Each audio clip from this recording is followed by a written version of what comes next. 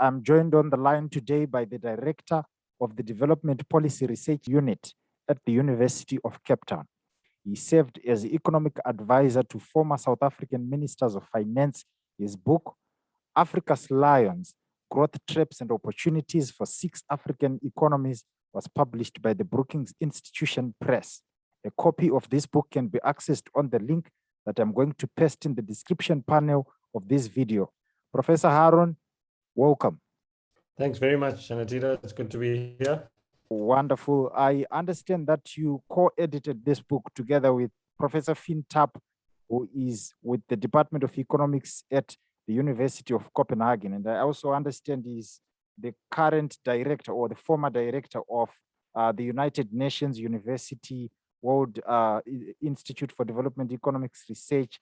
But you also had several other contributors who provided expert knowledge on country case studies for particular chapters. Thanks very much, Anatita. I mean, as you indicate, the original idea, or if you like, the germ of the idea, for the seed for the idea, let's say, of the book came in a discussion with Finn Tapp while he was executive director of UNU-WIDER. And the specific initial sort of spark for the book was the notion that even though we spoke a lot about the evolution of poverty and inequality in sub-Saharan Africa, a lot of work on agriculture, there was very little broadly on structural transformation in sub-Saharan Africa, but even less on the link between structural transformation and employment. And then furthermore, very few studies at the country level. And that for me was a really important aspect of what the book subtly almost tried to do, is to showcase challenges around growth, employment, poverty reduction at the country level. And this then tries to get us a little bit away from the old adage that Africa is not a country, right? But the idea that we can, we've got to be really careful not to generalize across the continent. And those book chapters try to do that. So that's the first thing. And then the second thing is we also wanted to make sure that we got economists and social scientists who were country resident. So they were highly knowledgeable of their own individual countries and came from those universities or those research institutions. And so, as you can see, from whether it was Ghana or Nigeria, Kenya, Ethiopia, Mozambique, South Africa, we engaged the skills of local researchers. I have my favorite juicy parts of the book that I'm obviously going to show you as we get to start our discussion. The 6 countries that you examine in this book have unquestionably enjoyed some degree of economic growth over the last 2 decades. And they have at some point all been included in the list of the fastest growing economies in the world. And this is supported by data that economic data that comes from the Economist and the International Monetary Fund. Can you identify the key areas or the sectors that have enjoyed this prosperity and the driving forces behind the growth? I think there's some element of, let's call it, non-resource based growth recovery, right, that we saw in the period. I mean, let me just take a little bit back, Anatita, if you allow me the latitude. I mean, we need to think of the 80s and the 90s as almost the lost decades for sub-Saharan Africa. Combination of kleptocratic rule, macroeconomic mismanagement, lack of democracy, or structural adjustment programs, right, as a response. All of that left us with sort of very little by way of economic growth. And you see it in the poverty numbers, you see it in sort of lack of structural transformation. Then comes the sort of late 90s, early 2000s in particular. And this is a game changer. And I think the underappreciated aspect of the growth dynamic post-2000 is the extent and the degree and the extent to which macro fundamentals come under control. So that's a really important sea change. And we've got some data in the book where we show, just look at you can look at regional data, sub-regional data. So you can look at West Africa, you can look at East and Southern Africa, and you see inflation coming down. You see deficits coming down. You see the incidence of currency crises lowering. So all of that then provides the platform for some form of, let's call it, regular quarterly based economic growth. So, and then combined with that, I mean, I know you've got lots of students in the sort of poli-sci area. You also see a period of stability in terms of political rule, more democratic elections occurring, the erosion of sort of autocratic rule and so on. The problem is that most of the recovery we've seen, and I'll share with you a graph now, most of the recovery we've seen in the 2000s has been of the resource dependent nature. So in other words, what you've seen, this is based on this is a data version of the Economist sort of African lions, right? And you remember that these are the new fastest growing economies, as you can see there, 17, I think the Economist was 7 of the 10 fastest growing economies in the world were African and so on. And that's great. And it's positive news, especially on the back of the recovery from the 80s and the 90s. The worry for economists is this kind of data point, which is that we look at our growth recovery numbers or the GDP growth numbers for 2008, 2012, we can extend it. And you find 14 of the 17 fastest growing economies in this period, African economies, classified as those growing over 5%, are actually resource dependent. Resource dependent means, if you look at the bottom here, this red dotted line would be those, let me just find the laser pointer, would be those economies where exports as a share of GDP, natural resource exports as a share of GDP are over 25%, instead of a standard IMF and UNTAD type definition. The majority are resource dependent, right? And some of them are in our book, of course. Ghana is there, Mozambique is there, Nigeria is there. And for me, I mean, a really interesting case, although it's not covered in the book, is Angola, right? It's a very clear case of this was such a rapidly growing economy. But of course, you knew this was on the back of a commodity super cycle. And so what you want and what you hope for is that, and it's not necessarily everywhere and always a negative, right? But it is a worrying signal because resource dependence is not going to create employment. It's not low-wage manufacturing, right? And secondly, it's often associated, and we can talk a little bit more if you want to go there, it's often associated with, let's call it undermining of access to licenses and so on. And there's sort of unequal access to the resource rents. Dutch disease effects and so on, but the sum total is that resource dependence of this nature and a growth path based on resource dependence is not actually going to be sustainable.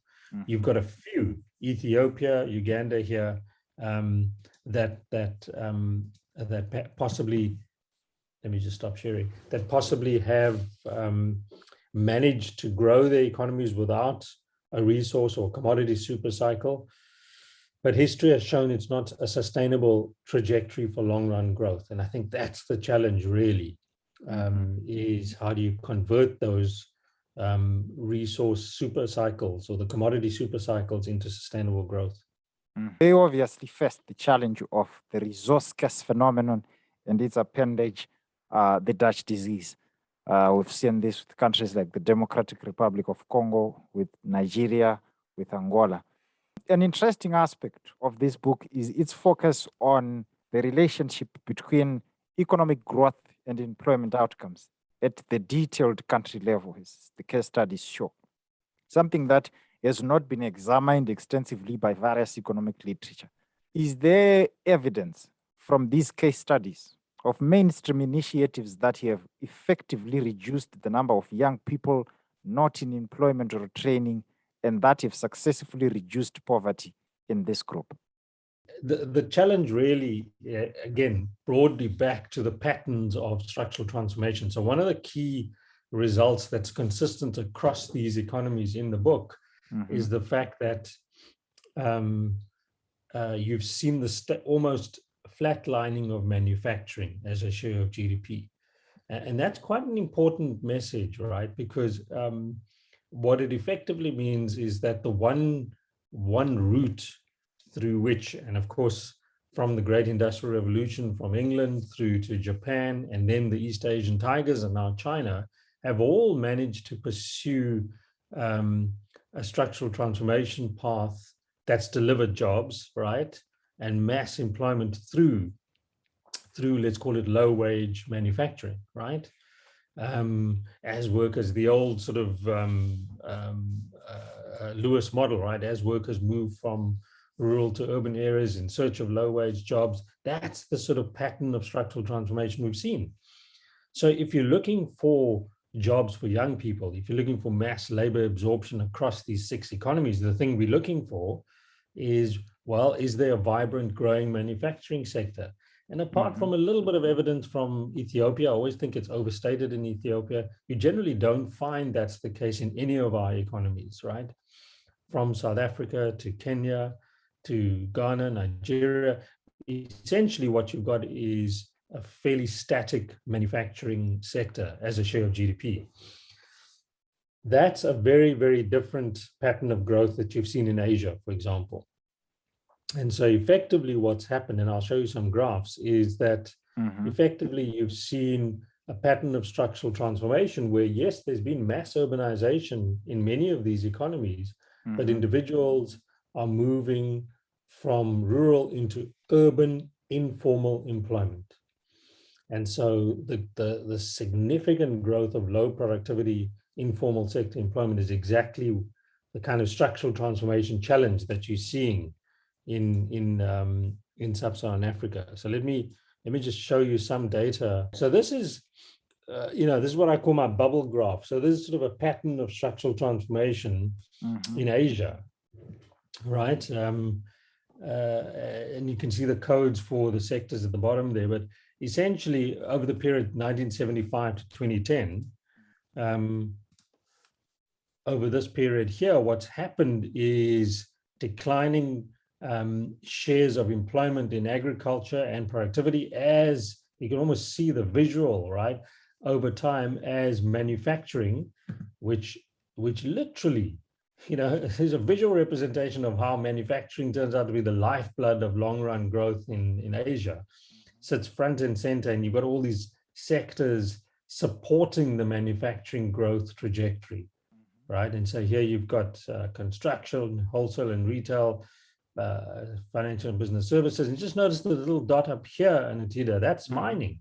Okay. And that's your problem with mining, right? That's why we don't want a resource-dependent growth trajectory, because you've got a very high productivity sector, but no employment generating, and not generating sufficient employment. That's the size of the circle is incredibly small.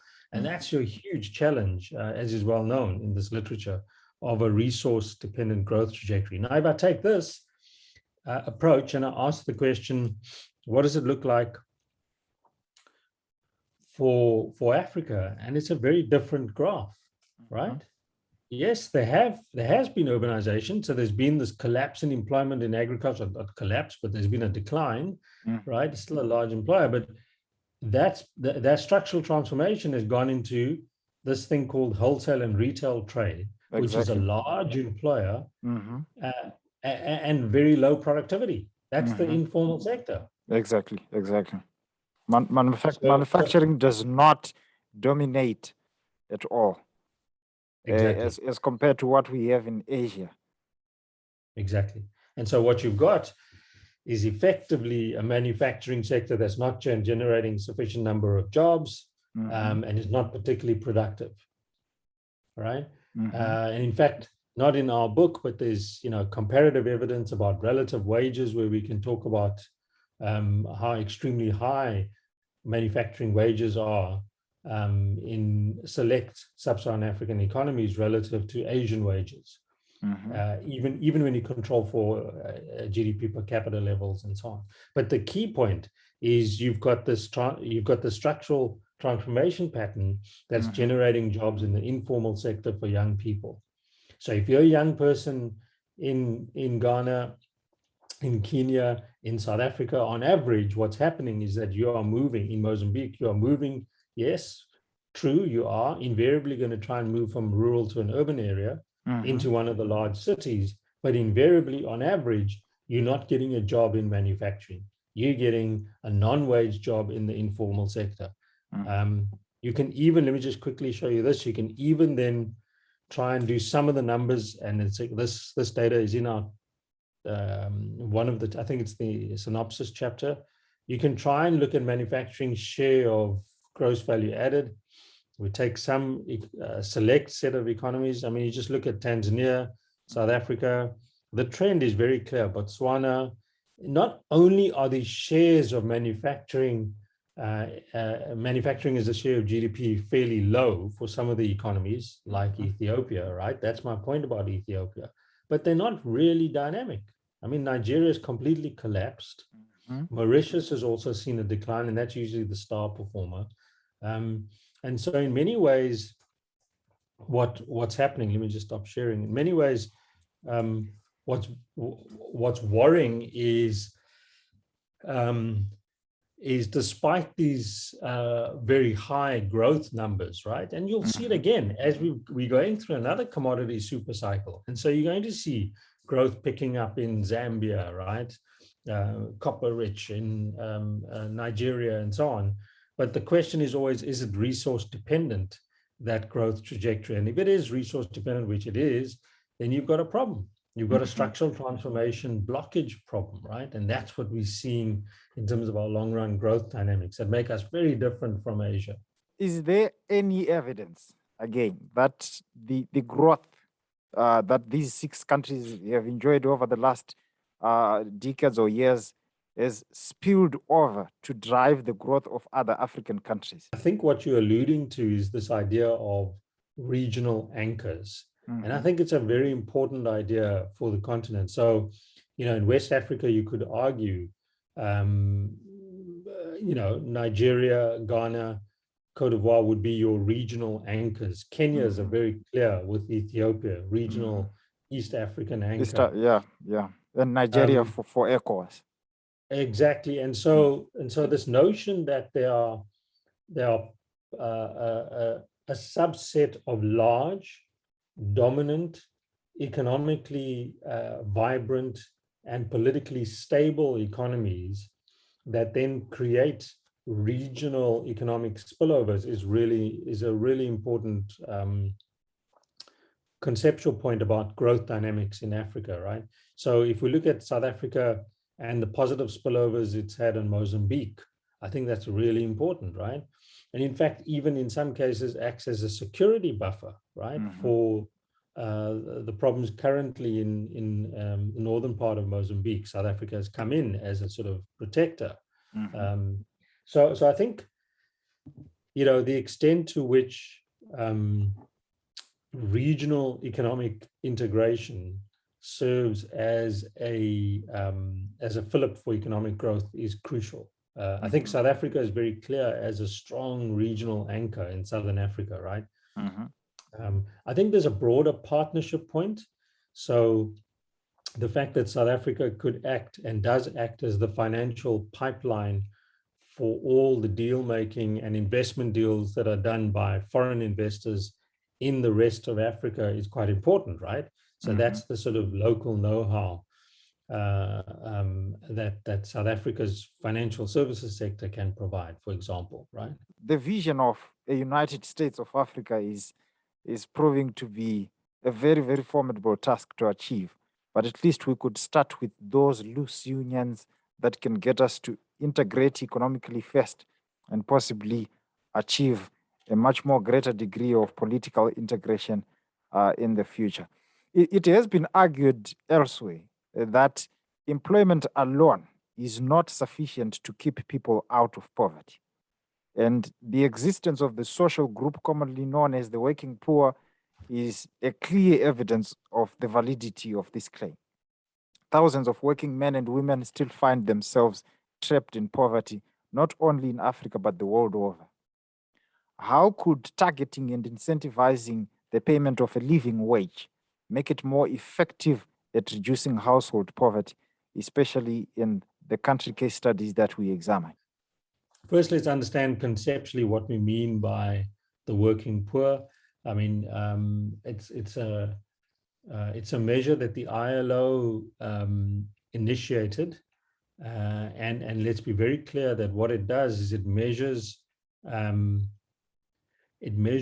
the share of those who are working but living in households defined as poor.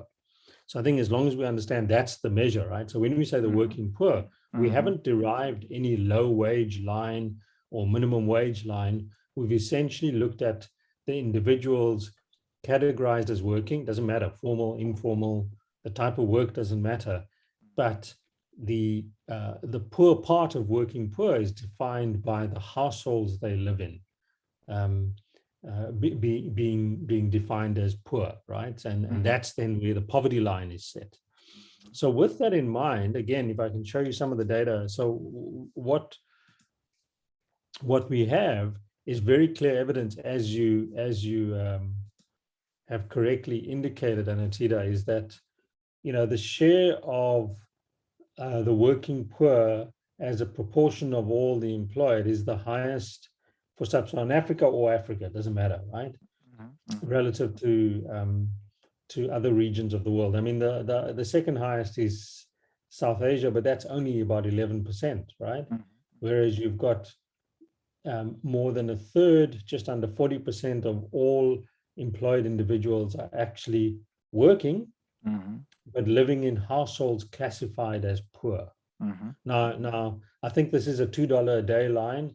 You can get the the working ultra poor, if you like, and that would be $1 a day. The distribution is the same. So essentially, you do have a massive problem in sub-Saharan Africa of individuals that are working and engaged, and often, and this will be my point, and often in subsistence activities, right? And therefore living in households classified as poor. So what do we mean by that? Well, is it a problem of the labor market? Well, not really, right? So in contrast, if you look at youth unemployment rates in sub-Saharan Africa, it's often underappreciated that it's incredibly low. Yes, you do get high youth unemployment, and unemployment countries like my own, South Africa, is around the highest in the world. But there's on aggregate, and certainly in the countries in our book, those numbers are much lower than the share of working poor. So that you have to distinguish between this challenge of working poverty versus the challenge of unemployment. Right? And I would go so far as to venture that the problem of unemployment or youth unemployment is an emerging market, middle income country problem. And so it tends to get a lot more mileage and voice in public discourses relative to the problem of the working poor. And if you then take the extension, which is your point that, well, maybe the living wage can solve the problem. The answer, unfortunately, Anatida, is no. It's because there is not a single, so if your listeners and the students take one data point out of this conversation, is that the only economy in Africa that has the majority of employed in wage employment is South Africa. So the only country in Africa which has more than 50% of workers in wage employment is South Africa. So every single other African economy, sub-Saharan African economy, has the minority of workers actually who have who are in wage employment. And so this data here, if I just pick up the laser pointer, shows that if you took the entire sample of employed individuals for 2019, did it by region, only 24% of sub-Saharan African workers are actually in wage employment. So the living wage is not the instrument that's actually going to work. Yeah, exactly. So that's not the instrument. I mean, there's lots of other data you can show where effectively a lot of these workers in wage employment, even as the minority, are in public sector employment. And so you've got to sort of, it's almost a two-part problem. One is resolving the issue of working poverty is a poverty alleviation problem, right? Perhaps served by things such as social assistance schemes, right? And so on. But secondly, you've got a problem of kickstarting wage employment growth, right? Through all the triggers that we know will kickstart growth. Exactly. Yeah. And so that for me is sort of, and in many ways the book does do that, right? The book gets at a country level to that kind of notion that ultimately we've got subsistence employment, working poverty that dominates, and a minority of workers outside of South Africa who are in wage employment. And so effectively, you've got a two-part strategy that's required. One is to pull workers out of working poverty through perhaps state-mandated schemes, but that's costly and it has a fiscal implication, but park that for now. And secondly, find those incentives for investment and oxygen for growth that will increase and expand wage employment. Now, I'll leave you with a final thought. Why not in the next commodity super cycle, we think of the massive resource rents that are earned by governments, right? Could be used for setting up, and the World Bank has raised this as a possibility, a sort of a resource windfall fund that then can be used in a much more directed way for poverty alleviation, such as social assistance schemes and so on. So it can also be coupled by the very fact that we have massive unemployment rates in Africa, and the very fact that the very few that are employed are also affected by this phenomenon that we can get to see over 37% of them also categorized by the ILO as the working poor, makes actually the situation even much more formidable, such that there is need for a bigger solution at a macroeconomic level that can be able to achieve both ends of this goal at the same time, where we can create jobs and as well create a bit high-paying jobs. I think that's the virtual cycle, right? That's the virtuous growth cycle we're after, which is a combination of, I think, let's say, investment in initial endowments through social assistance. So people are in working poverty. You've got to find ways to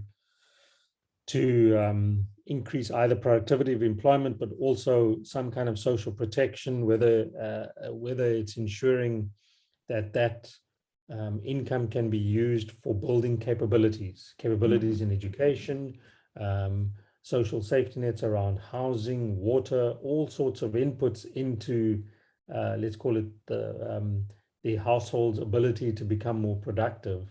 That then puts us onto a cycle of possibilities for employment generation. And then at the other end, in sort of more formal sector environments, you've got to be thinking about other aspects such as incentives for foreign investment and so on. Yeah. That is wonderful. Thank you very much, Professor Haroon Bhorat, for doing this. Viewers and listeners, this was Professor Haroon Bhorat. He is the director of the Development Policy Research Institute at the University of Cape Town. He served as an economic advisor to former South African ministers of finance, and he is also a non-resident senior fellow at the Brookings Institution. His book, Africa's Lions, Growth Traps and Opportunities for 6 African Economies, was published by the Brookings Institution Press, and a copy of it can be accessed on the link that I'm going to paste right in the description panel on the upload for this video and in the comment sections on our Facebook page. This link is brought to you by the United Nations University World Institute for Development Economic Research. Professor Haroon, thank you very much. Thanks very much, Anatida. Take care. Wonderful.